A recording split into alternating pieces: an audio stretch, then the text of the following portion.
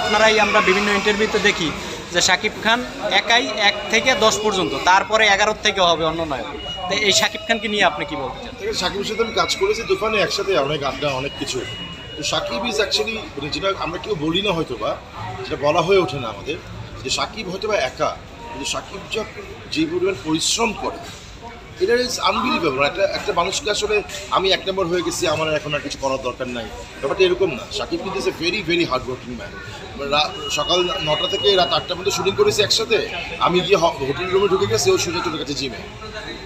আমি ওর অ্যাকশন সিনগুলো শুট করতে দেখেছি, যে এত ডিফিকাল্ট অ্যাকশন শ্যুট করা, ওর যে শরীরের মধ্যে কি যায়, কিন্তু he has improved himself continuously, প্রতিদিন নিজেকে ইমপ্রুভ করেছে। এটা আসলে এত সহজ না শাকিব খান হওয়া, নাম্বার 1। আর নাম্বার 2 হচ্ছে গিয়ে যে ও কিন্তু অ্যাজ অ্যান অ্যাক্টর ইমপ্রুভ করেছে, শুধু যে অ্যাকশন ইমপ্রুভ করেছে কি মানে যে মেনটেন করেছে তা না, ওর অভিনয় ইমপ্রুভ করেছে, এটা সেকেন্ড। আর থার্ড হচ্ছে শাকিব আসলে ইজ আওয়ার স্টার, আর বাকিরা অ্যাক্টর। সো অ্যাক্টরের স্টারের কথা থাকবে, আমাদের ইরফান খানের অভিনয় ভালো লাগবে, কিন্তু শাহরুখ খান স্টার, তো ব্যাপারটা এরকম আসলে। সো কাউকে কারোর সাথে কম্পেয়ার করা ঠিক না। মানে একটা মোশাররফ করিম নিজের জায়গায় অনন্য, একটা চঞ্চল চৌধুরী নিজের জায়গায় অনন্য, একটা নিশ্চয় নিজের জায়গায় অনন্য, কিন্তু শাকিব খান হচ্ছে স্টার। স্টার আর অ্যাক্টরের একটা বেসিক তফাৎ থাকবে, এটা পৃথিবী জুড়েই থাকবে আসলে। তো জেমস বন্ডের অ্যাক্টরটা খুব ভালো অভিনয় করবে এটা আমরা আশা করি না, কিন্তু দে আর স্টার। কিন্তু আপনি জানেন যে একটা সিম্পল একটা আমাদের মানে একটা মানে জ্যাক নিকলসন অসাধারণ অভিনয় করবে, কিন্তু ওটা জেমস বন্ড হতে পারবে না আসলে। আমাদের এটা কম্পারেবলই না আসলে, আমরা খামাকে কম্পেয়ারগুলো করি আসলে। আচ্ছা, আপনি তুফানে শাকিব খানের সিনেমায় দেখলাম যে অভিনয় করছেন পরিচালকের ভূমিকায়, মুভি অ্যাকশন ডিরেক্টর, সরি।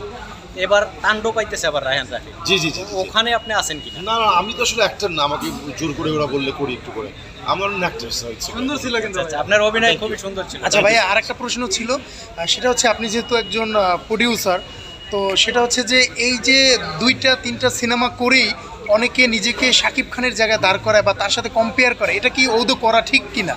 এটা আমি দেখিনি কখনো কে কম্পেয়ার করে, সো আমি কোনো কমেন্ট করতে পারবো না।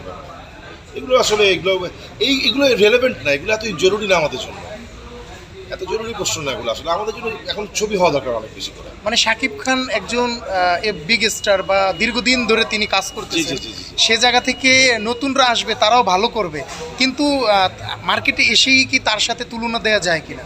না, এটা মানুষের যারা করছে তারা ঠিক করছে না। তুলনা করার দরকারটাই বাকি, কার সাথে কার তুলনা আসলে? আপনি যদি বলেন যে আবুল হায়াতের চেয়ে কি ভালো অভিনেতা শাকিব খান, আমি কি উত্তর দিব আপনাকে? আপনি বা কি বলবেন আমাকে? আমি বললে বিপদ পড়ে যাবে। এখন যে বলি যে না, এটা তো কোনো কম্পিটিশন হতে পারে না। Shakib Khan is a star. Shahrukh খানের অভিনয় কি খুব ভালো আমাদের ইরফান খানের চেয়ে? জানি না আমি আসলে, কিন্তু Shahrukh Khan is a star. দুটো দুরকম আসলে, এটাকে এক করা যাবে না, দুটোকে এক জায়গায় একই লেন্সে দেখাটাই একটা ভুল সিদ্ধান্ত। ওকে, থ্যাংক ইউ। ঠিক আছে। আচ্ছা, একটা ছবি